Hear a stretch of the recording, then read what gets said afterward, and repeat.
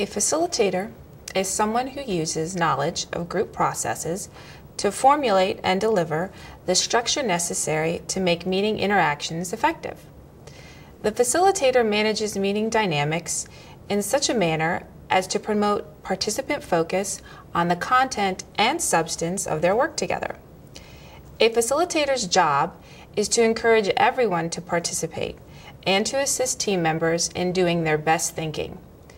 The Child and Family Team Coordinator or any other member of the Child and Family Team may fill the role of facilitator. While this is a unique role, it in no way diminishes the importance of any other member of the Child and Family Team. This particular team is meeting to determine permanence for Chris, the youth in question. Hi, come on in. So, are you the person who's going to help me get out of here? Is that what you want? Well, yeah, I've been in here for a long time and I've done everything they've asked me to do. Where would you like to go when you leave here? That's the problem. But I'll go anywhere to get out of here. Well, it seems like you made it real clear that you want to be out of here. And so we're going to develop what we call a child and family team. We use the initial CFT. And that's just going to be a group of people who are going to come together, including you, and talk about what we need to do to get you to your next place and to give you some permanency for your life. Okay? But I need one thing to make that really work. Your help.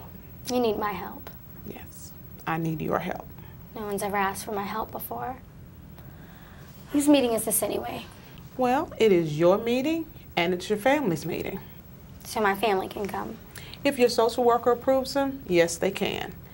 But we have to get her approval and she has to make sure that it's okay.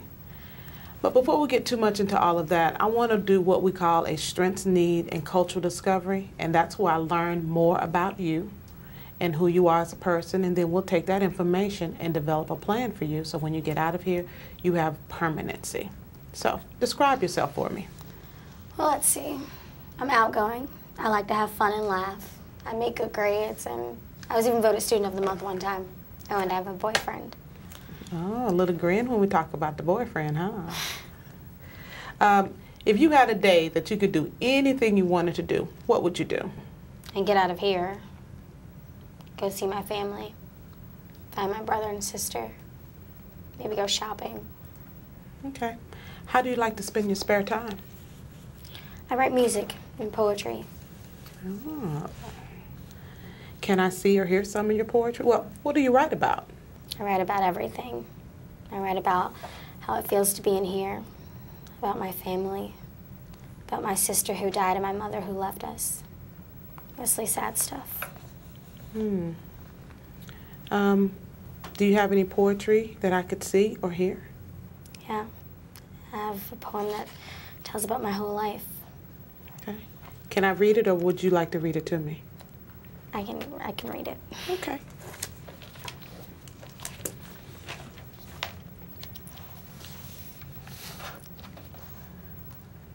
When I was 3 years old, my mother put me to bed and I began dreaming. And I dreamed that my mother had left me. But that's impossible because mommies don't leave. I dreamed that Grandma's house burnt down and Daddy got a new wife. But that's impossible too because Grandma's house is made of magic and Daddy loves Mommy. I dreamed that God took my baby sister away and left my older sister in a state I couldn't understand. But he wouldn't do that because Mommy said God loves us and he won't hurt us. I dreamed that Daddy didn't love me anymore.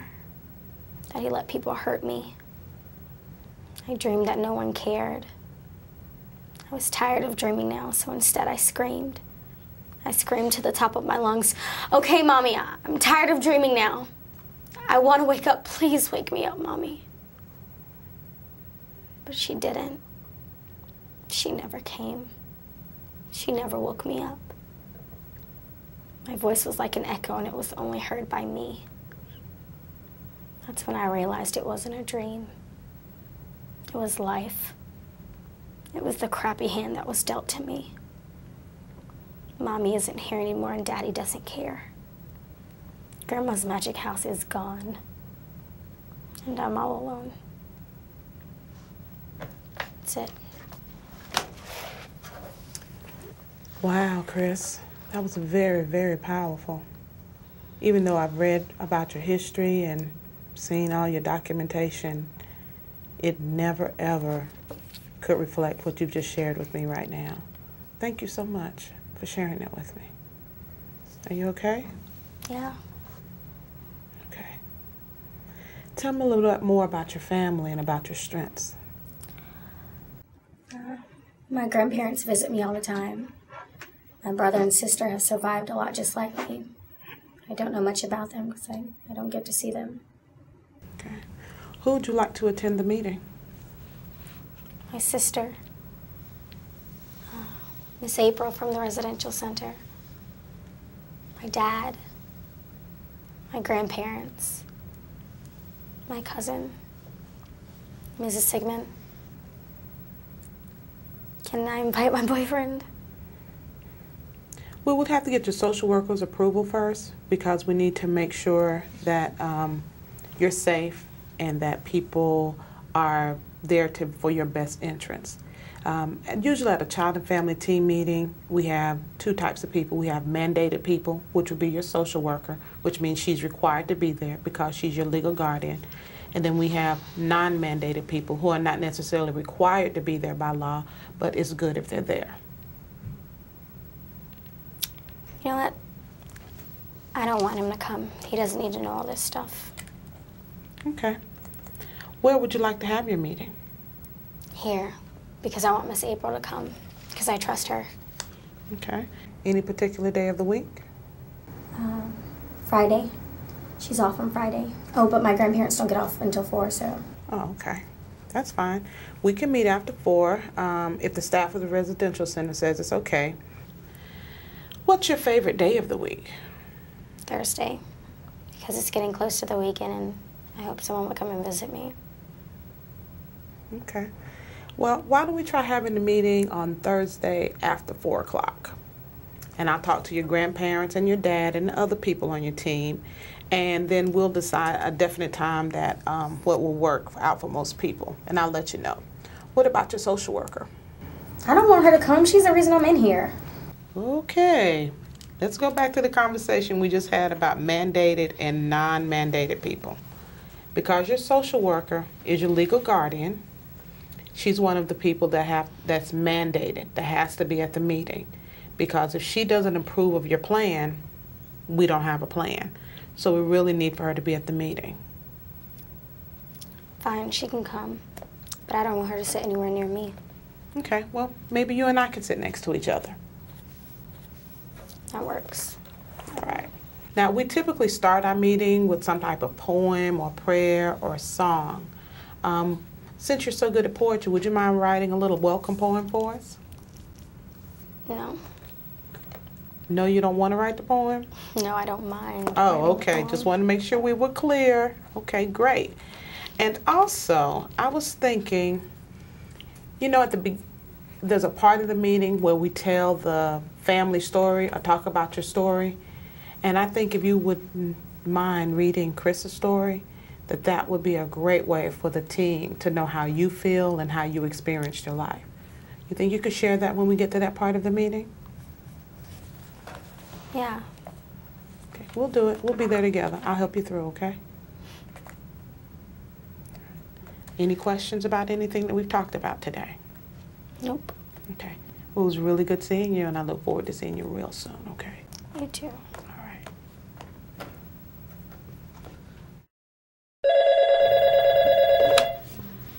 Department of Social Services, this is Nancy. Hi, Nancy. This is BJ. How are you doing today? I'm doing well. How are you doing? Good. I had an opportunity to meet with Chris today and to do her Strengths, Needs, and Culture Discovery. And we set up, we discussed an option time for her to be able to have her child and family team meeting. We looked at Thursday at 4:30. Will that time work for you? 4:30 is a little late. Well, one of the reasons it's later is that her grandparents, the Blackwells, don't get off work till 4 o'clock. And we chose Thursday because it's her favorite day of the week. Okay, I think we can make that happen. Okay, very good. Also, in my conversation with her, she shared some of her strengths and what she saw as some of her needs, and I'm in the process now of contacting all the other team members that she identified, and wanted to get some feedback from you as well about what you saw as some of her strengths and what you see as some of her biggest needs right now. Let me think. Chris has completed the program, so that's a huge accomplishment for her. She's a very resourceful young lady. When she puts her mind to it, she can really do a lot of things. And she really loves her family and wants to be with them. Yes. All right, thank you. Anything else? I think Chris's biggest need is to be placed in a very safe, supportive, stable environment. Okay. And in your working with her over the last couple of years, have you identified some possible options for her or some other natural supports that we could contact? The only option we really have right now are the Blackwells, and they really would like Chris to come and live with them. And Chris really wants to live with families, so we haven't really explored anything else. Okay. What about her father? Is he not an option for her? He's not at this time. Okay, can you tell me a little bit about what's going on with him? He's struggled with drug abuse over the years, and we just don't feel he's at a place right now where he's been clean long enough and could provide that safe, stable environment for Chris to live in. Okay. Well, I will need to contact him with your permission to do an interview with him as well. Is that all right? Yeah, that would be fine. And also, Chris did mention that she wanted her dad to come to the Child and Family Team meeting. Well, I would be concerned if he came to the meeting and he was using. Well, something that I've done with some other families that have had some similar issues is that we've had the person come to the meeting a little bit earlier just to ensure that they were sober and able to participate in the meeting in a productive way. Can we do that same thing? Do you think that would work with Chris's dad and have him come a little early? I think that would be a good idea. Okay, well, great. Now, would you like to have a conversation with him around that, or is that something you want me to do when I do my cultural discovery with him? I can have that conversation. Okay, well, thank you very, very much. Do you have any other questions for me about anything? None that I can think of right now. All right, then, well, we'll look forward to seeing you Thursday at the residential treatment facility around 4:30. Okay, I will see you there. Have a great day. Bye-bye.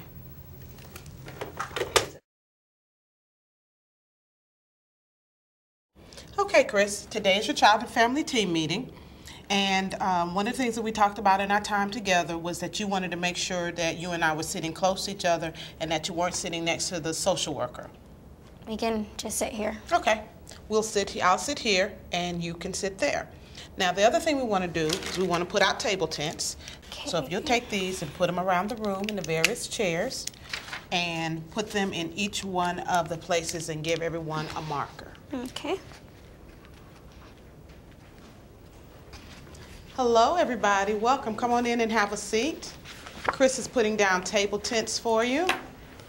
Hey. Chris is putting down table tents and markers. You all just come in and find a place and put your names on your tents. Thank you so much for coming out this evening. We really do appreciate it. And if you would go ahead and put your name on your table tent, we'll get started in just a minute.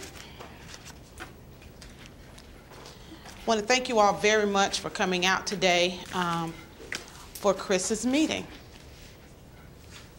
Okay. So glad that everyone is here today. If you would, go ahead and write your names on your table tents. And once you've finished, go ahead and set it up facing outward so we can all see each other's names.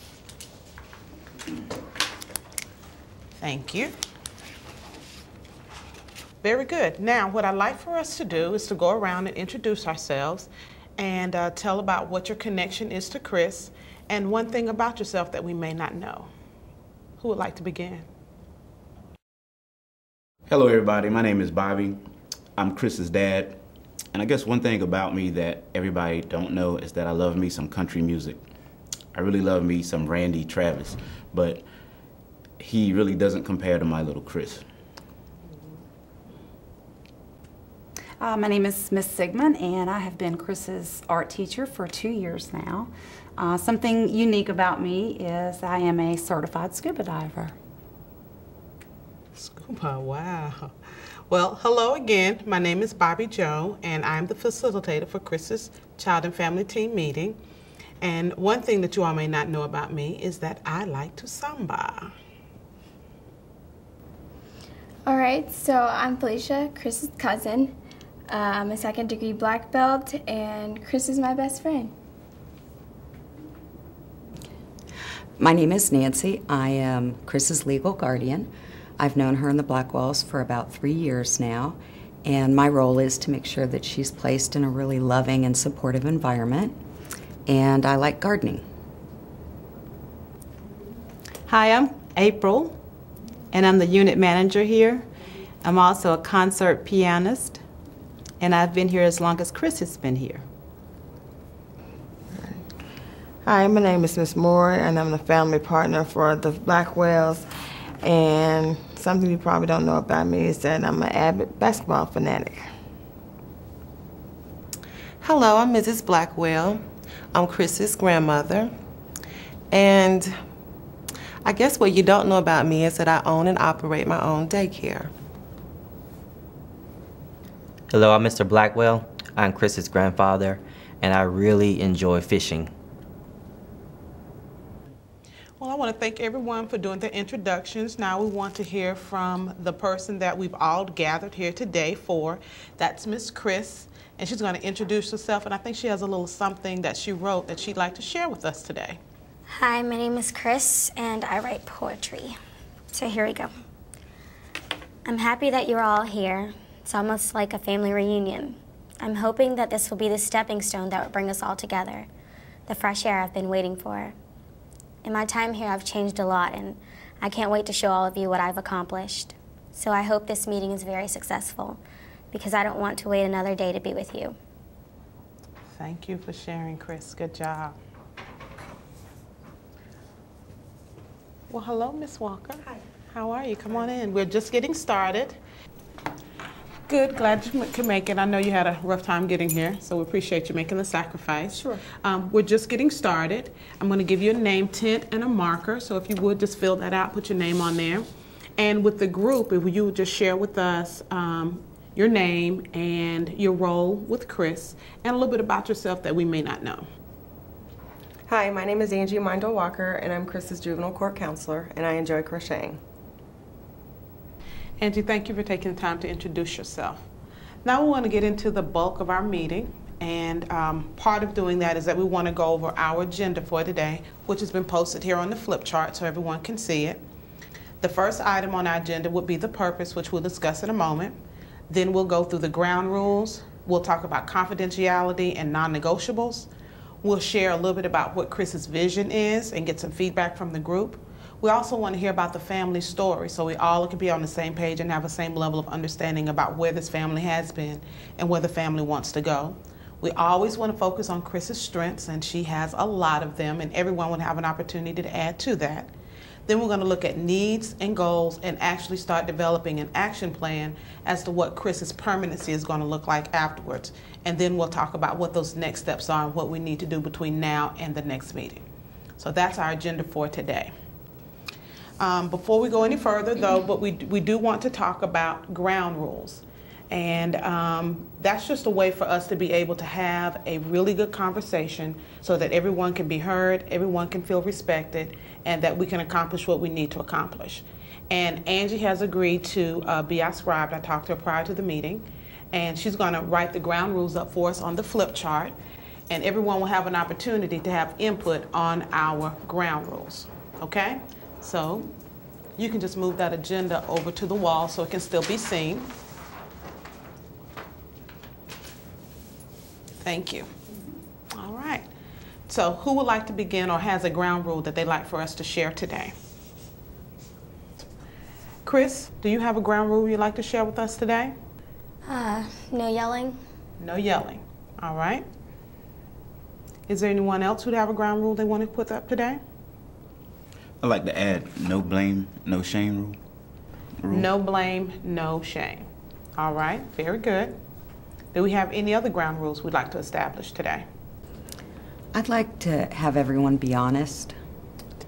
To be honest. Very good. Does anyone else have a ground rule they'd like to add to our list? What about respect for one another and speaking one at a time? Oh, very good. Respecting one another by speaking one at a time. Yeah. Thank you, Ms. Moore.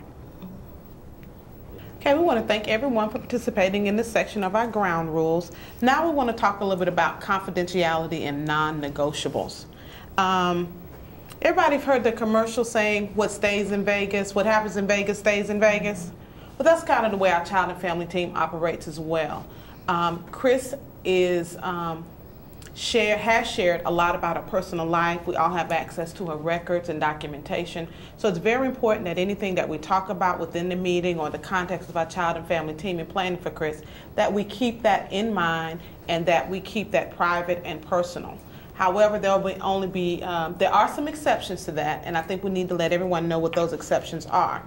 One, if there's anything that's mentioned within the team that's about abuse and neglect, we are mandated to report that, because as members of this team, we are considered to be mandated reporters.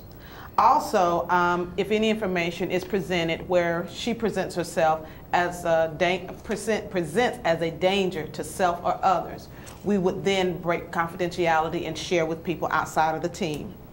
Also, the last reason that we would do this is that there's a written plan, and it will be available for team members or other professionals that are connected to the team, such as the facility or the school. They would have access to the information as well. Now, is everybody comfortable with that? We also will have minutes from each meeting that will be transcribed, and everyone will get a copy of those minutes. Is everyone okay and comfortable with confidentiality and understand? Very good. I have here a form that I will need for everyone to sign off on that talks about that you agree with the statements of confidentiality that we've discussed in our meeting today. What happens if an informal support person breaks confidentiality? Basically, the same thing would happen to an informal support as a formal support would be. We all have an expectation to uphold confidentiality within the meeting, and we need to respect that because we're trying to foster trust among our team members so that we can have honest conversation. Okay, thank you. Now Chris wants to share her family story in a poem that she wrote, Chris's Story.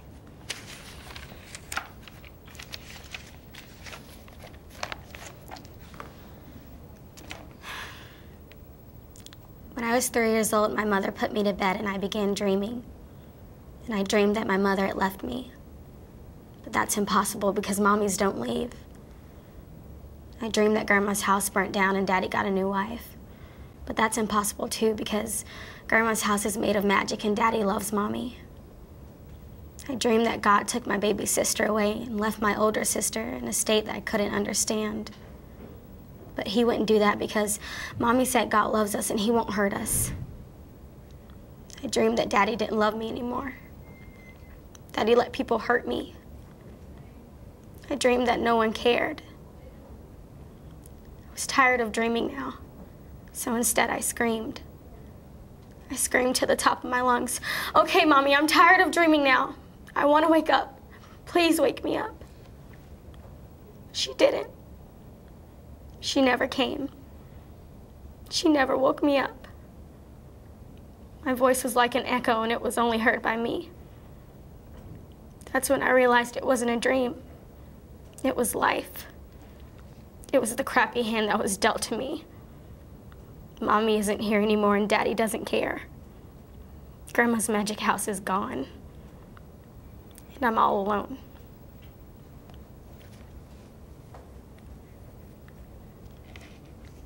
Can I tell these people to find out? Please, thank you. Just tell them they have to be quiet, not quiet down. You okay? Chris, do we need to take a break? Are you going to be okay? I'm fine. All right. Wow, what a powerful poem that talks about her life. And so that we can help Chris move forward and accomplish her family vision that she's listed to us earlier, we're now going to talk a little bit about strengths. And this is a very important part of our planning. because we're going to use the strengths that we identified today in this meeting and ongoing in future meetings to help develop the plan. Because we want to take a strength-based approach at anything that we do with all the children that we work with. But today, we're really going to look at Chris's strengths. Chris, as you see up here, you see your list of strengths. Is there anything you'd like to add? No. No? Nope. Okay. Well, let me know if you want us to come back to you. I'd like to add that Chris is a good kid. She used to take really good care of her younger siblings, and she used to love listening to country music. Bobby, please. I know Chris better than anyone in here. I'm the one that's kept in contact with her, not you. Let us remember our ground rules for the day. And our ground rules talked about being respectful and no shame and no blame. And I know a lot of us have a lot of very strong emotions, especially members of Chris's family, about her life and the things that she's experienced. But we're going to have to be able to move forward and move past that, because the goal today is focusing on the vision. That is for Chris to be with family, for Chris to grow up and be independent and take care of herself, and for her to learn how to grow up and be an adult. And that's what we want to stay focused on today. Okay? This is all well and good talking about the strengths, but Chris has completed the program. How is this going to help us find a permanent place for her? Basically, Nancy, what we want to do with information from strengths is that helps us identify the type of placement that we need to look at, or what her permanency plan needs to look like when she leaves the facility. So we take all that information and we use that to develop a plan. It shows us what kind of placement she needs or permanence she needs, what types of support she'll need to be able to be successful in that placement, and a number of other things. So we'll get into more detail about that when we get into the planning phase. Chris is really fun to be around, especially when we go fishing together. Chris has a great imagination, and she tells great stories. My granddaughter works very well with children.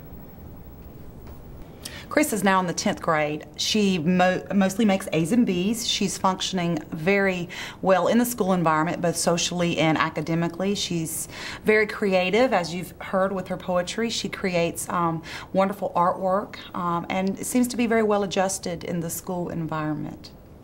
Chris makes friends easily, but she gets kind of upset when they leave. We want to thank everyone for the discussion we had around strengths, and I think we've come up with a really good, complete list of all of Chris's strengths, so thank everybody for contributing to that.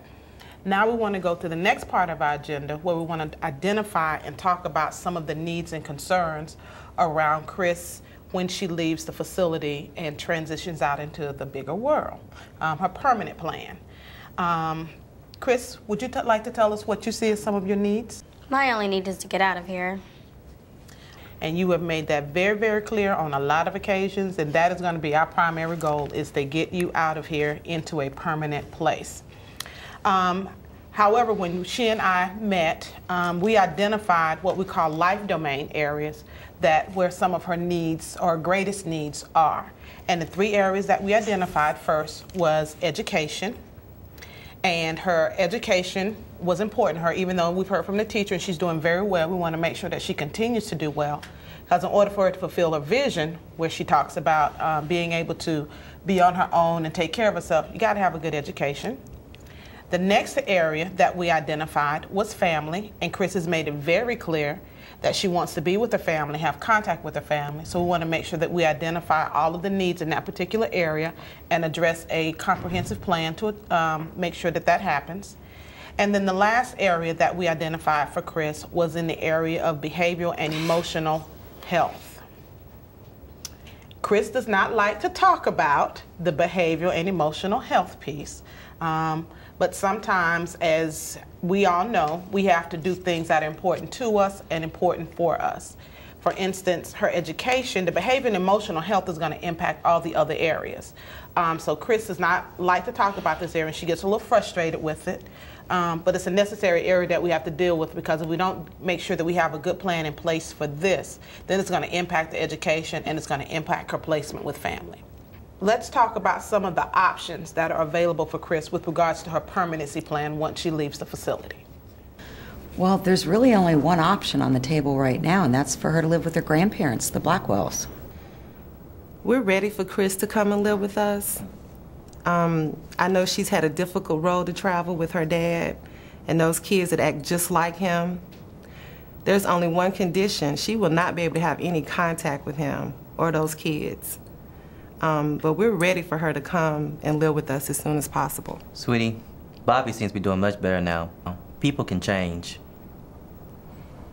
You're absolutely right, and we want to make sure that we always remember our ground rules where we talked about no shaming and no blaming.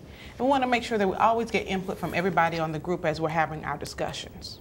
I mean, I admit, I haven't been the greatest father for Chris, but I've completed my treatment. I have a full-time job. I even attend NA and AAU meetings 5 days a week. I also have my own home. Right now, I probably wouldn't be the greatest living parent for Chris, but at the same time, I would love to reestablish my relationship with her. Last night, Chris and I talked. We talked about her dad and we talked about her sister. I told Chris that I'm going to be a foster parent soon. Chris also knows that I'm leaving the facility. We talked about what a home would look like, and we talked about the possibility of her coming to live with me. I would like to put that out as an option as well. That way, Chris can have her sister visit, and she can start to reestablish a relationship with her father. Thank you, Ms. April, for putting another option on the table for Chris. So that's another one that we can consider as we move forward with our planning process. That was quite unexpected, but we're glad to hear about it. So now we have 2 options for Chris with regards to her placement. In keeping with the family vision that the family shared with me during my time with them when we interviewed them prior this week, we talked about a number of different things, and so now we want to discuss more specifically how we can put some plans in place to make sure that we fulfill the family's vision and what it is that they want to have happen.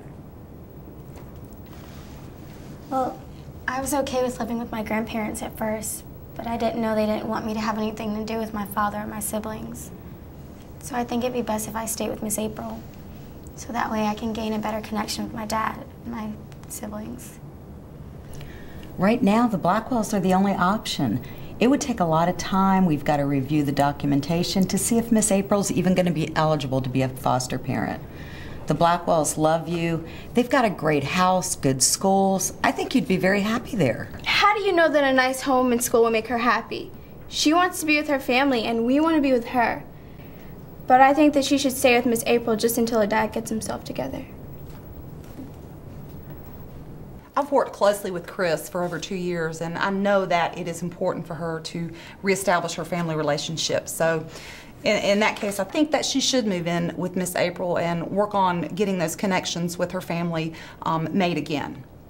Is there some type of class that I can take to help me understand how to best deal with teenagers? I have an idea. If Chris goes to stay with Miss April, she still can work the daycare with us, and we still can spend quality time with her there. I still feel that Chris should come and live with us. But if a decision is made for her to go live with Miss April, then I guess I could be okay with that. But I really would like for her to come and spend some time with us at the daycare. So based on the conversation that we've had so far, we're working in the life domain area that we identified earlier around family. And we've identified several strengths in the area of family. Now in this area, we use the One Child, One Plan to document that. So we're working on the life domain of family, and these are the strengths that we'd identified that goes with that domain. We've talked about her connection with the Blackwells, that that's a strength for her, that she may have a possible placement with Miss April. The other strength that we've identified is that she loves her family. Chris loves her family.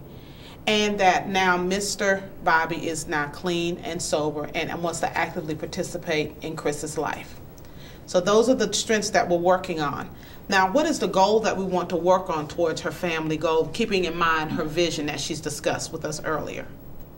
Well, look, Chris has done everything that she's needed to do at this residential treatment facility. I believe that there's not much more that she can do at this point. I think that she needs to be in a permanent placement within 30 days. I think that's critical.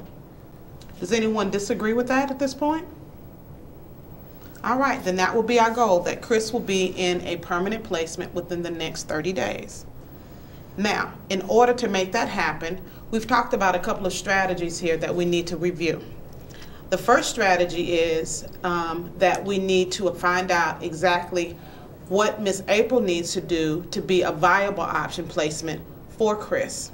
and that may be identifying what agency she's going to be fostering with, and exactly where she is in the foster care process. I will take the lead on finding out that information for her. So I will be the person who will do that, and I will make sure we have that information within the next 2 weeks and share it with the team. The second action step that we need to work on is finding out exactly what the Blackwells need in order for Chris to come into their home. Is there any additional training that's going to be needed, or supports, transition of any other services that we need to put in place? And I'm going to ask Ms. Nancy if she will take the lead on doing that piece for us. And hopefully you can have that information with us within the next 3 weeks. And then our next action step is going to be for us to follow up with the residential treatment facility to make sure that all of her medications, therapies, and all those things are being in place once we transition her into a permanent placement within the next 30 days. And I will talk with Ms. April regarding following up with the facility to make sure that that step takes place. Okay? Very good. Now, are there any other needs that we need to address here today? You know, Chris hasn't truly dealt with the pain of her mother walking away, her father's denial, losing her sibling, the house fire. These are things that she has got to deal with. Chris, do you feel that you need to deal with these things and work on these issues? Yes, but that's all I need to work on. I don't want to talk to a therapist every day and have them ask me questions about my behavior and my grades and my friends and my boyfriend. I just want to work on the things that cause me pain. I'll go to therapy with Chris. I still need to work on some things too. Maybe art therapy will work best for Chris. You know, that's a really good idea. Chris is very expressive in my classroom, and she uses art to kind of let me know what her feelings are and how she's relating to her family. And I think that would be a very healthy way for her to work out some of these feelings that she's having. I would be willing to attend sessions too, if it will help. So far, we're working in the life domain area that we identified earlier around family. And we've identified several strengths in the area of family. Now in this area, we use the One Child, One Plan to document that. So we're working on the life domain of family. All right, that'll be great. We'll look for that information in about 2 weeks as well. Okay. Good. So Chris, how's all this feel to you? I didn't come in expecting much, so I feel pretty confident about it. Very good. Well, I think we've accomplished a lot today, and we want to take a moment to recap and review what we've done with regards to our plan. If we look here, we have our goal, which is from the family domain, that talks about Chris will be out of the residential treatment center within 30 days, and she'll either be with Miss April or the Blackwells. However, before we can achieve that goal, there are some action steps and strategies that we need to make sure that we cover. First, we need to follow up. Nancy will follow up with Miss April to find out exactly what her status is on becoming a licensed foster parent. Also, Nancy will update the team in our next team meeting in the next 2 weeks. Ms. Moore is going to meet with the Blackwells and help them figure out what exactly it is that they need training-wise and what are the supports they need in order for Chris to be able to come to their home. And she'll report that information to the group within the next 2 weeks. Our next action step is that I will follow up with Ms. April to see if we can work with the treatment center to get her visiting the daycare and started working at the daycare prior to her discharge. We also worked on the life domain of behavioral and emotional health, where Chris will need to deal with the trauma from her past. And we identified an action step of connecting her up with art therapy. I will follow up with April here at the center to see if we can go ahead and get that started prior to her discharge. So Chris, where are you standing with everything that we've done today? I think everything has come together really well. I'm excited to get started. Very good. Tell the group thank you. Thanks everyone for being here. It means a lot. And we really appreciate everyone being here as well. In 2 weeks, we will reconvene, same time, 4:30 on Thursday. And I'm just so glad everybody came out to be what they need to do. Chris, I need for you to keep up the good work, all right? Yep. Meeting adjourned. This is a moment in time for the implementation of a child and family team. During this process, we were able to demonstrate the components of a child and family team meeting.